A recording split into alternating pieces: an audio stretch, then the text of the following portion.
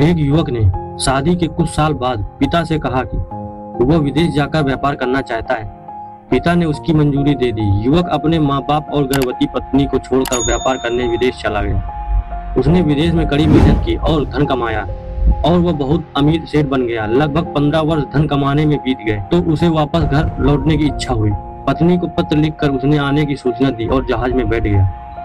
वो सेठ कुछ दिनों बाद अपने नगर पहुंचा। नगर के एक चौराहे पर ही उसने देखा कि एक व्यक्ति एक बोर्ड के साथ खड़ा था। उस बोर्ड पर उसने लिख रखा था बेशकीमती ज्ञान के सूत्र। सेठ ने उस व्यक्ति के पास जाकर पता किया तो उसने बताया कि मैं बेशकीमती ज्ञान के सूत्र बेच रहा हूँ। सेठ बोला, ठीक है, एक सूत्र मुझे भी दे दो। वो आदमी बोला, मेरे हर ज्ञान का सूत्र की कीमत 100 स्वर्ण मुद्राएं हैं। सेठ को यह सौदा महंगा तो लगा, लेकिन उसने एक ज्ञान सूत्र खरीद लिया। उस व्यक्ति ने सेठ को ज्ञान का सूत्र दिया, कोई भी कार्य करने से पहले 2 मिनट रुककर सोच लेना।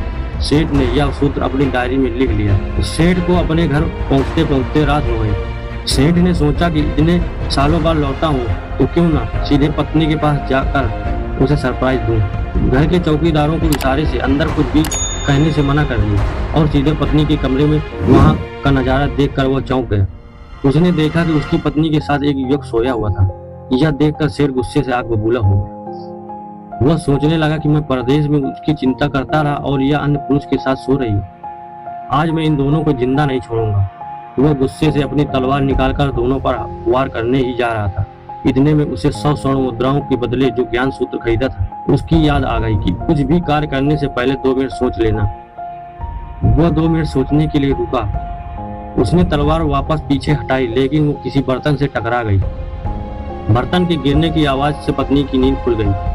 आंख खोलते ही उसने अपने सामने अपने पति को देखा तो वो बहुत खुश हो गई और बोली, आपके बिना जीवन सूना सूना था।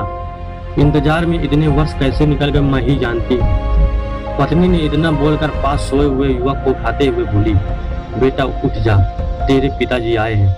युवक उठकर जैसे ही पिता को प्रणाम करने के झुका तो माथे की पगड़ी सेठ के पैरों में गिर गई। उसके लंबे लंबे बाल बिखर गए। सेठ की पत्नी ने कहा, यह आपकी बेटी है, उसके सम्मान में कोई आंच न आए इसलिए मैं इसे बचपन से ही पुत्र के समान पालन पोषण और संस्कार दिए हैं। यह सुनकर सेठ की आंखों से आंसू की धारा बह निकली। उसने पत्नी और बेटी को गले लगाकर सोचने लगा, यदि आज मैं उस ज्ञान सूत्र पर अमल नहीं किया होता तो आज आवेश में आकर कितना अनर्थ हो जाता।